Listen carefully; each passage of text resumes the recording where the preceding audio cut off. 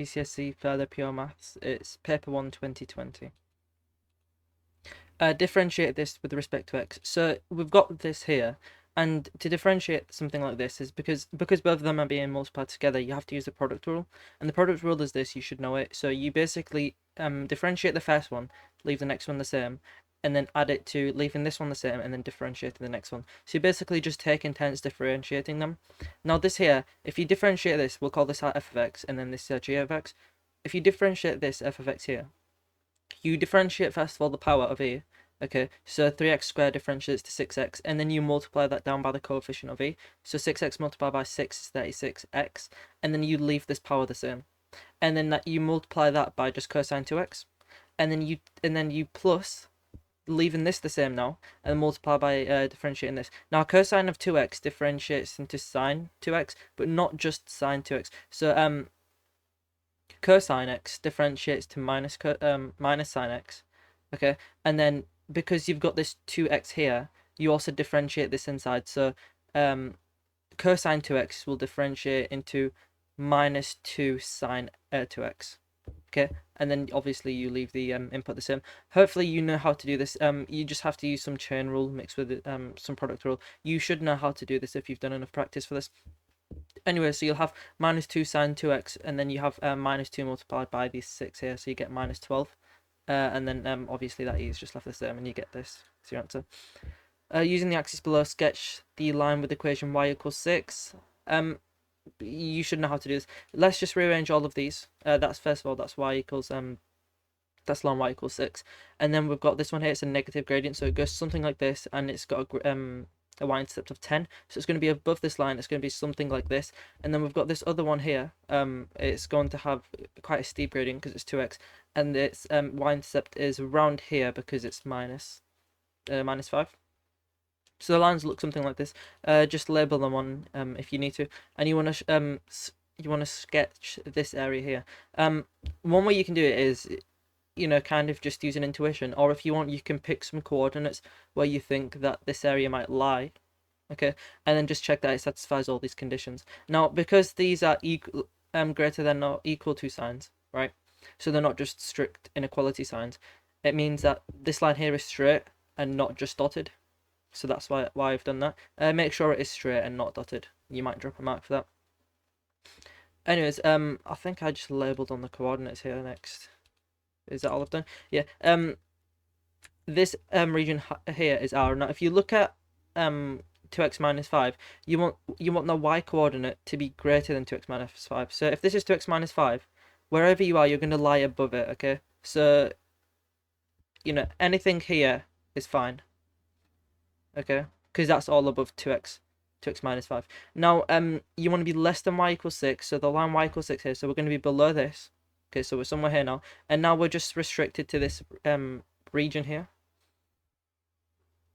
and then you're also bound by the x-axis here, so you want to be greater than the x-axis, and what was it? You also bound by the y-axis, are you? No, I don't think so. Okay, and yeah, that's pretty much it. You'll get this as your area here, excluding this because you want to be greater than x equals 0. We've got a 3D trig question. The length of the sloping edge. So say you have this edge that you want to find. Now you can just use trig here. So this is 14. Okay. Now to find this length here, maybe, or you could just find this one. Well, you've got 12 and 16. So if you do Pythagoras on this to work out the length AC, that'll be 20, and then you want half of 20, so that'll give you 10. So this length here is 10 here. Okay. You could also yeah, you can just leave that as 10, and then the sloping edge here is just square root of 10 squared plus 14 squared, which is 17.2. Okay, so we've got this edge here, EA or AE, and you want to find the angle between this and the base. So the base here is ABCD, obviously. So you want to find this angle here. It's this line here, and then this line AM here, or AC. It's the same thing.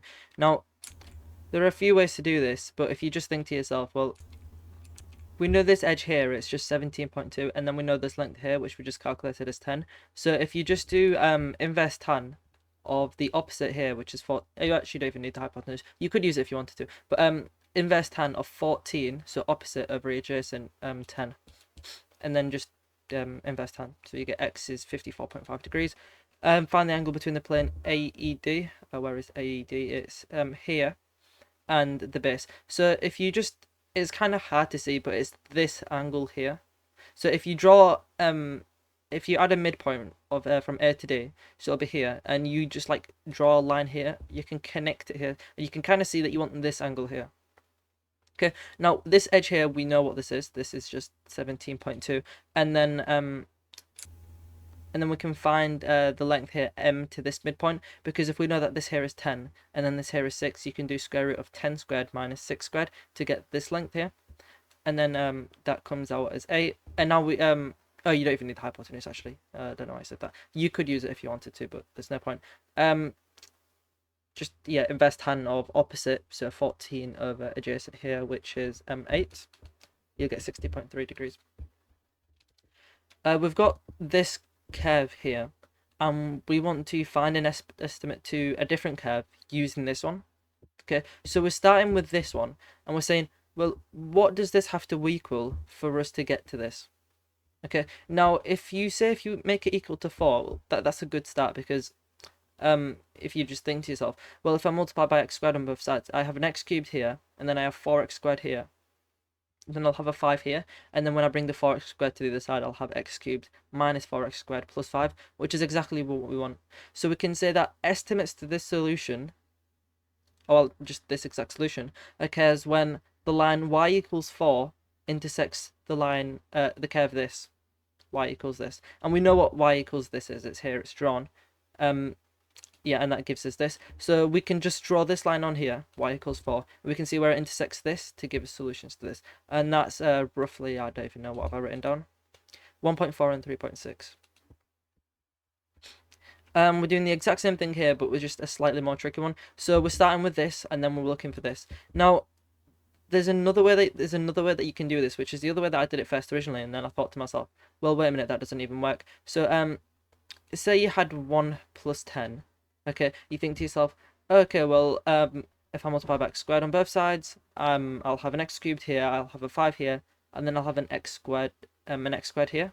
So then that'll give me the minus x squared when I take away from that side, and then I'll have a 10x squared here, but I don't want a 10x squared, I just want a normal 10. So if we divide this by x squared, we'll have a 10 here, and when we take away from that side, we'll get this exactly. But the problem with this is, this isn't a straight line. Okay, this is definitely a curve, and we want a straight line, so this just doesn't work. You want to find a different way to do it. And then I thought to myself, well, instead of looking for this, what if we looked for minus of this? Okay, and I'll show you why that's useful in just a second, because say if we had 2x here, okay, we'll multiply by x squared on both sides, so we'll have an x cubed here, and then we'll have a 5 here, and we'll have a 2x cubed here. Now when we take away 2x cubed from both sides, we'll have a minus x cubed here, but we also want to find have a positive x squared here when we add this to the other side. So you need a minus 1 here. Okay, and that will give us this. So this gives us that. Okay, that's fine. Now you think to yourself, oh, well, we just want the negative version of it, so that's fine. So we can just use this. Okay, because when you multiply this by minus 1 on both sides, it makes no difference. So minus 1 multiplied by this on both sides makes no difference, really, because you're doing it to both sides. So it's fine if we just find estimates to this instead of this, because they're both the same thing. Okay, so we only have to draw on this line here, this 2x minus 1. It looks roughly like this. It kind of hints that you can't use the other curve because it said there was only one solution. What was it? It said solution singular somewhere. I don't know. It doesn't really matter. Anyways, just read this off. You'll get x is 2.1. Okay, we've got these 4 points here, and we just want to find the gradient of PR and then the gradients of QS and show that they're negative reciprocals of each other. If we look at PR first, so we've got this one here and this one. Now changing y over changing x, you can just do 7 minus 1 over 4 minus 10. Sorry, no, 1, oh yeah, you could do that if you want, but the way that I wrote it down was 1 minus 7 over 10 minus 4.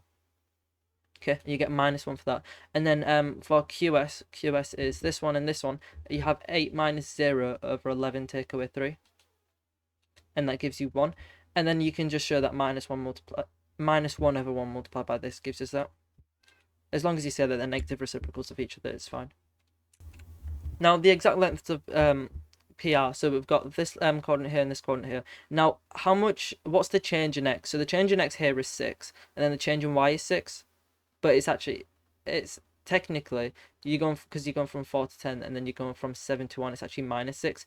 But it doesn't matter, we're finding lengths. So, you could just say 6 instead of -6 here, because you're squaring it. Anyways, you'll get 6 root 2. It might be easier just to draw this, so you can see what the difference is in the x and y coordinates, and then just use Pythagoras on it. Anyways, that's the length of PR. And then we'll do the same thing with the QS. So from 3 to 11 you add 8, so you're going 8 across. And then from 0 to 8 you're going 8 across, so it's square root of 8 squared plus 8 squared, which is 8 root 2. And that's the length of QS, and that's fine. Now find the area of quadrilateral PQRS. Now if you go ahead and plot all of this on, you'll get this. It roughly looks something like this, and it's a kite. Now there is a formula to work out the area of this, just using these two lengths here. I think it's half multiplied by these two. I didn't know that at first, so I did this in a slightly different way. Now the way that I did it, to be fair, is a bit complicated. Actually, it's not even complicated, it's just long-winded. But it's a nice method, to have just in case you have any weird shapes that you can't find the area of very easily. What you can do is you could just draw a box around this full thing, okay? And then what I did was I connected this and this like that, and then I thought to myself, okay, well this length here, we're going from 3 to 11, so this length here is 8, okay? And then we've got this length here. Okay, let me just tell you one quickly. My idea is I'm going to find the area of this full shape here, which is just a square, I think, or a rectangle, we'll see. We're going from 0 to 8, yeah, so it is a square. So we'll area of this full square, take away the area of this, the area of this, take away the area of that, and take away the area of that, and that will leave us with just this area here. Okay, and yeah, that's it. Okay, and then we're going from 0 here to 1, so this has a height of 1. Okay, and then we can just do half base times height to find what this area is. Have I written it down? Yeah, okay, I've got 4 here. So half multiplied by 8 multiplied by 1 is 4. This length here, this height here is also 8. And then we've got this length here, which you'll have as also 1. And then you'll get this area here is also 4. Now, because of symmetry, you can kind of just say, well, this is going to be 4, this is going to be 4 as well. But if you prefer, you can just go ahead and work through it and then find out what the areas actually are. This is 4, this is 4, this is 4, this is 4. The full area is 8 times 8, which is 64. And then you can do 64 take away 4 lots of 4. So 64 take away 16, which is 48 square units.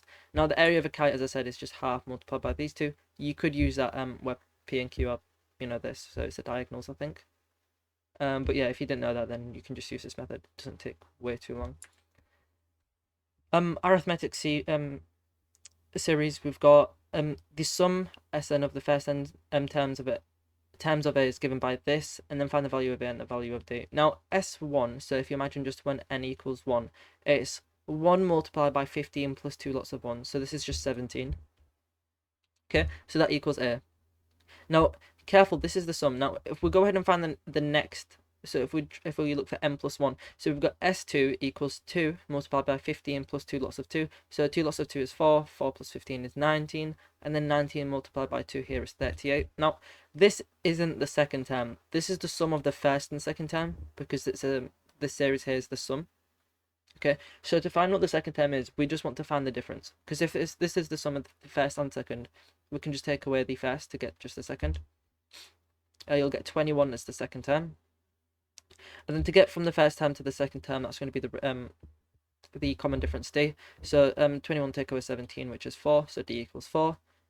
And you can kind of just build the sequence from this. It goes 17, 21, etc. It has a nth term of 4n plus 13. You should know how to calculate nth term, I can't lie. This goes up, there's a difference here of 4, okay? So if you look at the difference between these two, it's 4. And now we've got 4. How do you go from 4 to the first term? Well, you add 13, so you can just say 4n plus 13. Okay, that part is done. And then we're looking for the 20th term, so it's just when n equals 20, plug that in, you'll get 93. Find the value of p of this. Now, this is just, it kind of just takes a bit of time, but s of 2p, so just wherever you see an n, just replace it with 2p. And then s of p, so wherever you see an n, just replace it with p, but you want 2 lots of that, so 2 lots of all of this. Okay, and then just wherever you see an n, just replace it with a p minus 1, you'll get this. And we're saying that this here, take away this, equals 1 plus this. Okay, just put that together. just um just be very careful. Like you should know how to do this. It's just expanding and collecting terms. You'll get this eventually. Factorize this into 2p minus 3p minus 4. You get p is 3 over 2 or p equals 4. But p cannot equal 3 over 2 because you're not going to have like a decimal position in a term, in a sequence, because remember it's s of p or s of n or whatever, so p has to be some integer, so just p equals 4. And the decimal sums thing. F of x is this. It can be written in this form. This is just complete the square form. Just complete the square. You know how to do this. Divide this by 2 and then square it, and then take away this squared, which is minus 81 over 4, and then just add the 14 at the end. Collect these two terms together to get this. The value of a is going to be minus 9 over 2, and then the value of b is going to be minus 25 over 4. The minimum value is just what value of x minimizes f of x. Well, it's going to be 9 over 2, because if x equals 9 over 2, this entire thing is going to go away to 0. So the smallest thing this can be is minus 25 over 4. So, you know, the minimum value of f of x is going to be minus 25 over 4. And the value 9 over 2, when x equals 9 over 2, that value minimizes f of x. The KFC has this equation, so it's just this. And then we've got this line, y equals x plus 5. Use algebra to find the coordinates of the points of intersection. Now, whenever two lines or two curves intersect, it's just simultaneous equations. So as we're saying, when does the y coordinate of this match up with the y coordinate here, f of x? Okay, so set them equal to each other, just rearrange, factorize this into this. So x equals 9, x equals 1. So we've got 2 points of intersection. And then just plug these back into any corresponding equation. So maybe this one here to find what the y value gives. You'll get 14 and 6, and then just, you know, pair them up. 9 goes for 14 and 1 goes for 6. Now, use algebraic integration to find the exact area of the finite region bounded by C and L. Now, the first way that I did this was actually just a terrible way. It's fine, really, because you'll get the correct answer eventually, but it just takes so long. Anyways, you do have a calculator. I'm pretty sure you're allowed one of those calculators that just does all the work for you. I'm not too sure, but anyways, so you just want to integrate this curve here, x squared minus 10x plus 9, so y equals x squared minus 10x plus 9, between the limits from 1 to 9, because if you imagine at the points of intersection, the change in x1 is going to be 8, so you're going from when x equals 1 to x equals 9, so you're integrating this from 1 to 9. Okay, x squared integrates to 1 over 3x cubed, and then this goes to minus 5x squared, and then this goes to minus plus 9x, and then plus c, but you don't need a plus c because it's going to cancel out when you go ahead and do the next step, because this is a definite integral. Anyways, plug in 9, and then take it away from when you plug in x equals 1. You'll get minus 256 over 3, but remember this is area, so you want the absolute value of this. So you just say 256 over 3 square units. Now, I just decided just to show the way that I did it. Now, I drew myself this diagram. Obviously not in decimals. I just did this myself, just on this PowerPoint actually. This line here is this here. I just factorized it to solve x equals 2, x equals 7 is its points of intersection with the x-axis. And then we've got the line y equals x plus 5, and then I plotted on those coordinates there and there. And I thought to myself, well, we want to find the exact area of the finite region bounded by C and L. So this here is this C? I think this is C. Yeah, so this is C, and this is L. So we want to find this area here. And I thought to myself, well, maybe we can't just integrate normally, because some of this area would take away from this one. But I was wrong, because we're not actually integrating this. We're integrating this instead. That's why that worked. But the way that I did it, nonetheless, was I found the area here. So it's this trapezium. Okay, and then I just did a plus b divided by 2 times by height. So there's a height here of 6, and then you've got 14 divided by 2 times by from 1 to 9 is 8. You'll get 80 for that. And then I decided, okay, well, we can take away this integral to the integral of this curve here, the red one, this one, between the limits 1 to 2. So that gives it this area here, and that's this one here. And then also take away this one here. So this curve here, the integral between 7 and 9, to get rid of that small area here. Okay, because remember, we overcounted the area. Okay, so I took away these small bits on the side, and then I thought to myself, okay, and then now we've got just this part here. Okay, and then we can take away this area here. Now the reason why it's take away and not plus is because we already know that this is going to evaluate to 0 when we find the area between 2 and 7. So if I take it away, then I'm going to take away a negative, so it's just going to be a positive. So we're just adding it on. If you put that all into your calculator, you'll get 256 over 3 square units. So, you know, you get the same answer either way, but, you know, it's probably best just to go with the other way. Anyways, show that the first differential is this. Just rearrange for y, because you're looking for dy by dx. You'll get y is this, and then you can just use quotient rule. You're given this. I kind of don't want, you know, I'll go over it anyways. So we've got f of x here, and then we've got g of x here. Differentiate this, e to the x, differentiate this to e to the x, and then leave this the same, and then take away, and then leave this the same, and then differentiate this, so you get 2x, and then just you've got this squared. Okay, just be careful with it. This cancels with this, you're left with this, and what do you want to do? Okay, I tied this up just a little bit more. I think I factorized out an e to the x. Yep, I did. And then I said to myself, well, we know that e to the x equals this. Okay, so we'll just plug this in place of e to the x. You'll get that, and then this 2x plus 5 cancels with this 2x plus 5. You'll get that, and is that fine? Yes, it is. Okay, and then we're looking for the value of dy by dx when x equals 0. So just plug in x equals 0 into this one here, because we don't know what y is. You'll get 3 over 25. Find an equation of the normal to the curve with this equation. This one here. At the point where x equals 0. So when x equals 0, we've got this line here. Okay, and except we don't, because it's actually minus 25 over 3. The reason is it's a normal, so you've got a negative reciprocal gradient. So negative reciprocal of 3 over 25 is minus 25 over 3. So you have y equals minus 25 over 3x plus c. When x equals 0 here, y equals, I don't even know. So you've got e to the 0 here, so that's just 1. And then we've got 2 multiplied by 0, that 2 multiplied by 0 y, so that just goes away. So you've just got 5y equals 1, so y equals 1 over 5. Y equals 1 over 5 when x equals 0, just you get what c equals, which is that. Plug that everything into there, and then just rearrange slightly. That's what I did to get this. Multiply by 5, multiply by 3, you'll get this as your final answer. We've got this question here. Okay, show that cosine ADB is this. Now, where is it? ADB is here. Okay. D is the midpoint of line AC, and AC is 2x, so AD is going to be x. Okay, and then to find ADB in terms of x, we can just use cosine rule here. You should know cosine rule.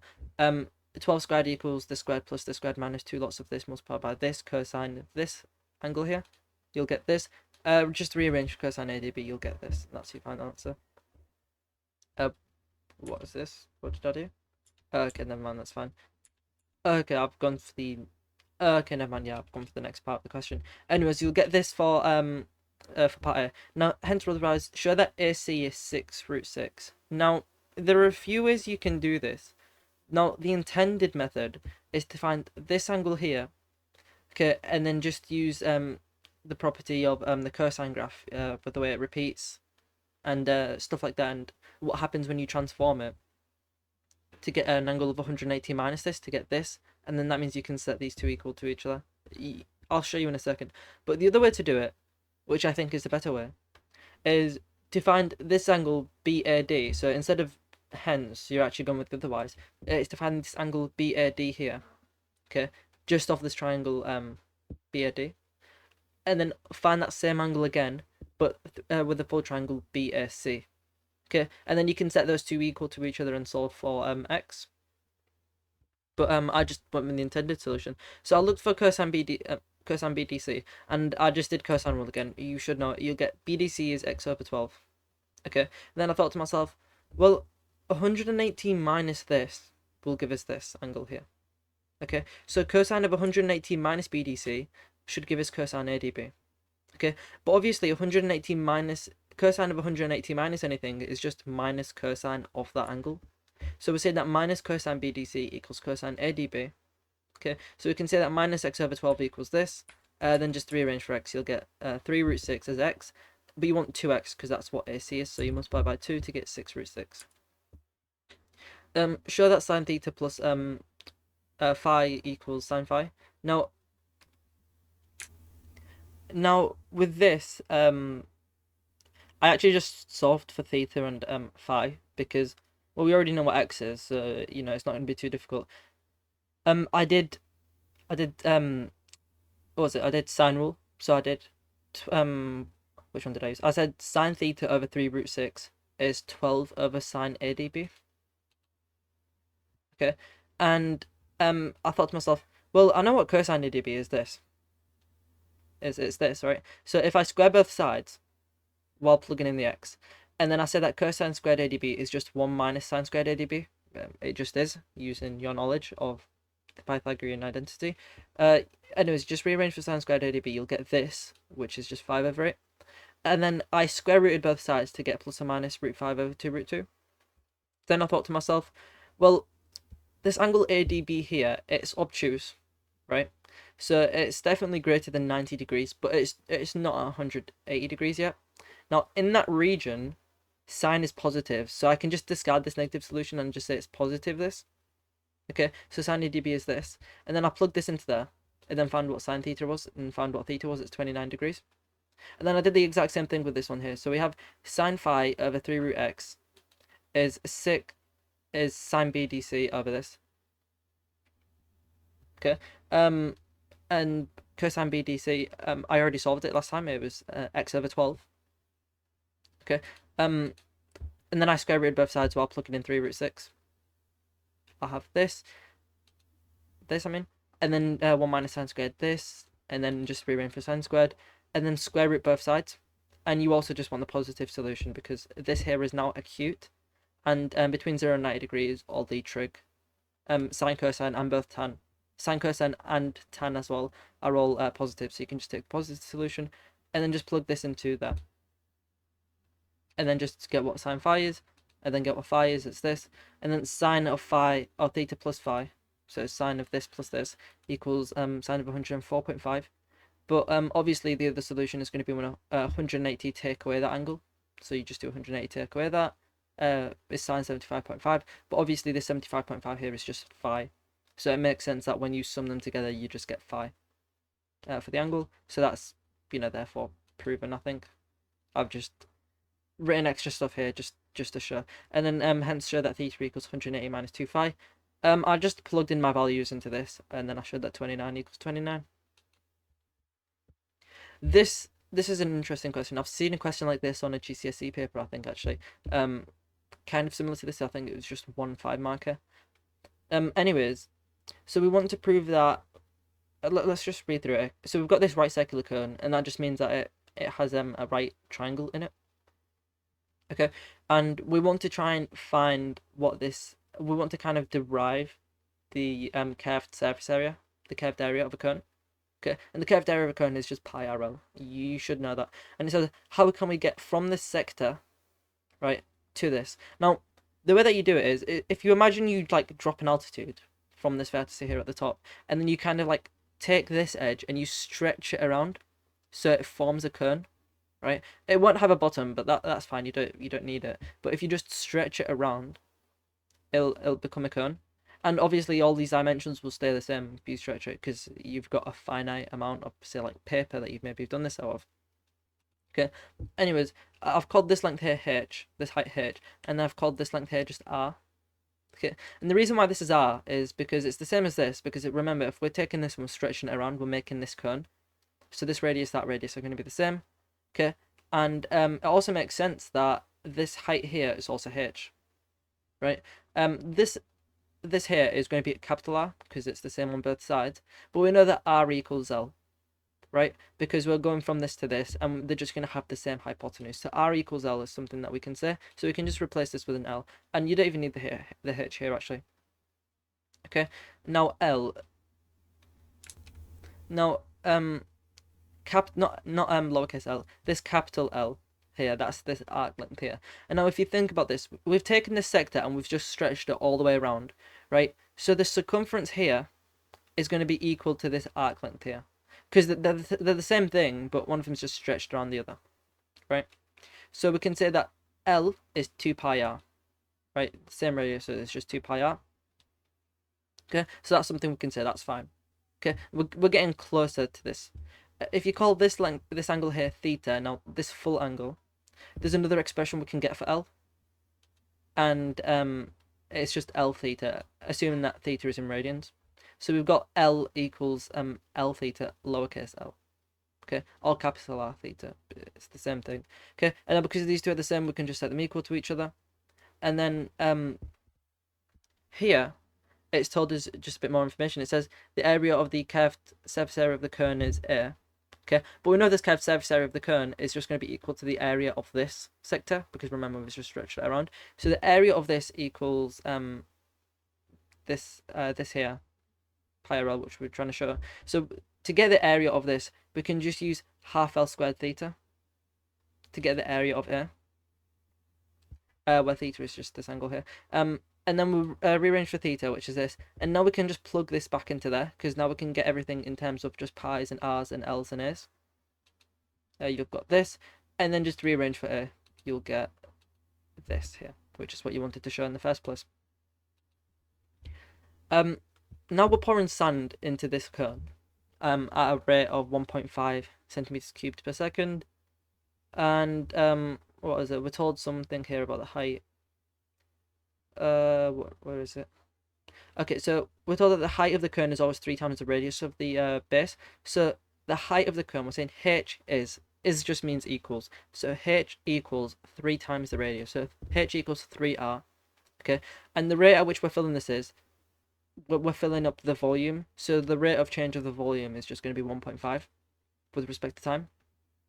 Okay, because it's rates, it's time. And then we've got the area, it's just pi r. That's fine, we can leave that there. Now we're told that where is it? H equals 3r. So we can just say that actually we don't even need to use that first. We can just say that L is just going to be, well, we've got this h here, which is 3r. So L is just going to be 3r all squared plus r squared square rooted to get L.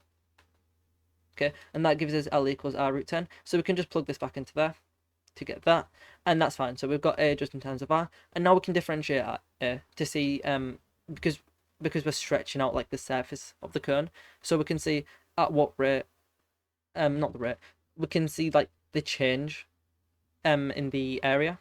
Okay, and that the change is just going to be the first differential. You kind of should know that if you've done enough practice, but d over dr is just this. You bring this 2 down and then decrease the power by 1, and then say you can just leave it. You can use product rule, you'll just get the same thing anyways, it doesn't really matter. And this is in the form k pi r. Okay, now you can just equate coefficients kind of, so you can see the coefficient of pi r is just k on this side, and the coefficient of pi r on this side is just 2 root 10, so k equals 2 root 10. And then we want to find the rate. Okay, so I didn't actually even need to use this until part C. I think I just wrote it down as extra information. Calculate the rate at in three significant figures to which the curved surface area of the pile is increasing when the height of the pile is 24. So this just means that we're going to need to plug in x equals 24. Not x equals 24. H equals 24, or r equals 8. Because, 24 equals 3r, so r equals 8. Anyways, so we want the rate of change of the area. So that's just dA over dt. Now, the way that we can write this is using the information that we have is dr over dv multiplied by dA over dr, but multiplied by dv over dt. Because if we write it like this, you can, this might just take a while to like think of. Just sit here for a few minutes and then just look through what information you do have and how you can use that to get dA over dt. Because when you do this dv at the bottom cancels with this dv, and then this dr cancels with this dr, so you're only left with dA over dt. Okay, and that's fine. Now dv over dt, we already know that's 3 over 2. And then dr over dv, that's fine, we can work that out. We'll work that out in just a second. The volume is this, h equals 3r, so plug that in, and then just differentiate this to get 3 pi r squared. Okay, and that's dv over dr, but we want dr over dv. So if we find the reciprocal of this and then plug it into there, so this is the reciprocal, just plug it into there, and then d over dr, we already know what d over dr is, it's this, and then dv over dt, that's 3 over 2. Just multiply them together to get root 10 over r, and then we want to find when h equals 24. So if we've got 24 equals 3r, so r equals 8, so you can plug r is 8 into there to get 0.395 centimeters squared per second. Vectors question. Okay, so we want to just find these vectors here. Now AC, if you just write on some information that we have, I've kind of just skipped myself. The point C divides the line OB in the ratio 1 to 3. So we're saying that if this full line is 4 parts, because that's just 1 plus 3 parts, so this full line is 4 parts, 1 over 4, right, is just going to be the line OC. So 1 over 4 of OB, or a quarter of OB, gives us OC. So that's fine, we've got this. And if OB is just B, then that means OC is just a quarter B, so it's just 0.25 B. And then here we can find AC is just minus A plus 0.25 B. Now OD, where is OD? OD is this. Now D is the midpoint of the line AC. Okay, so we can say that there are a few ways we can get OD. We can find first of all AD. Now AD is just going to be half of AC, so we'll just do half of this to get that, and then we can go from OA and then to AD. Now OA is just A, and then it's A plus this. You'll get this, and that's your final answer for OD. And then BD, where is BD? BD is this here. Okay, now it's better just to go back B, okay, and then go up OD, and then that gets us from BOOD, so it goes BD. Okay, so that's what we'll do. We'll go back B, so that's minus B, and then it's plus OD. You'll get this, and those are probably the easiest 5 marks of the entire paper. Okay, we've got some point, where is it, E, okay, and it's roughly here, such that the points E, D, B are collinear, and for them to be collinear, what that means is if you put a straight line through it, it goes through all of those points. I think that's what I've done. Okay, now I've just said, because OA is just A, we can say that OE is just lambda A, and then I've drawn the point through them. So it looks something like that. Now another way that we can represent OE is by going from O to B, and then B to E. Okay, and that gets us from O to E, when, you know, all in all. Right, now, how do you get from B to D? Sorry, from B to E? Well, B to E is just going to be some multiple of B to D, right? So we've got this, we've got B to D here, right? And if we scaled this up by some amount, we'll just call it K, we'll get to E. Okay, so maybe if you scaled it up by like 1.3, you'll get up to E, right? So if you scale BD by maybe like 1.3 or something, you'll get to E, you get B to E, right? So we can say that O to E is just B plus K lots of this, where K is just that scalar multiple to increase BD such that it reaches E. Okay, now these are two, they represent the same thing, so we can just set these two equal to each other, right? And then I've just expanded this, I've just distributed the K. Now looking at the A, so looking at what's in front of the A, we've got lambda A equals 0.5 AK, and then that's it. And then you can just cancel the A's on both sides to get this. Now looking at the B's, we've got 0B here, so we've got 0 equals 1B, so it's just 1, minus 0.875 K, which is just 7 over 8. So you get K is 8 over 7, and then you can plug this into there to get what lambda is, which is 4 over 7. So lambda is 4 over 7.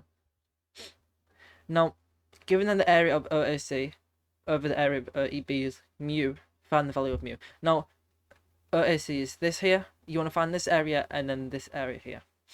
Now, this area here, if we just let this length here equal 1, okay, if we just say that's 1, then OC is just going to be a quarter. 0.25, because the length is just going to be the coefficient or whatever the direction vector is.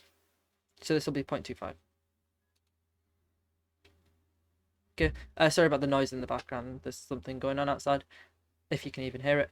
Anyways, to get the area of this triangle here now, you can just do half AB sine C, so half this multiplied by this sine of this angle here, which we'll just call theta, right? And you get 0.125 sine theta. And then we'll do the same thing with this triangle here, right? This B now is now going to be equal to 1, because it's just 1B, so it's just 1. Okay, and then A, actually no, we do, sorry, not E is just going to be 4/7. The reason why it's 4/7 is because if this full line here is to A is just 1, right? Then this must be some fraction of it, and that fraction is 4/7 because we're told that E is 4/7 lots of A, right? Because lambda is 4/7. So E is just 4/7, and then we'll do half AB sine C, so half 4/7 multiplied by 1, multiplied by 4/7 sine theta. You'll get this. You get 2/7 sine theta, and for area of EB. Now to find the area, to find mu, we're doing this divided by this. Sorry, no, this divided by this. And then when you do that, the way that you do this is you just bring the 8 down, so this is going to be 1/16/7, and then you bring the 7 up, so it's just 7/16. And then the sine thetas cancel, so you get mu is just 7/16. And that's the full paper. Thank you for watching.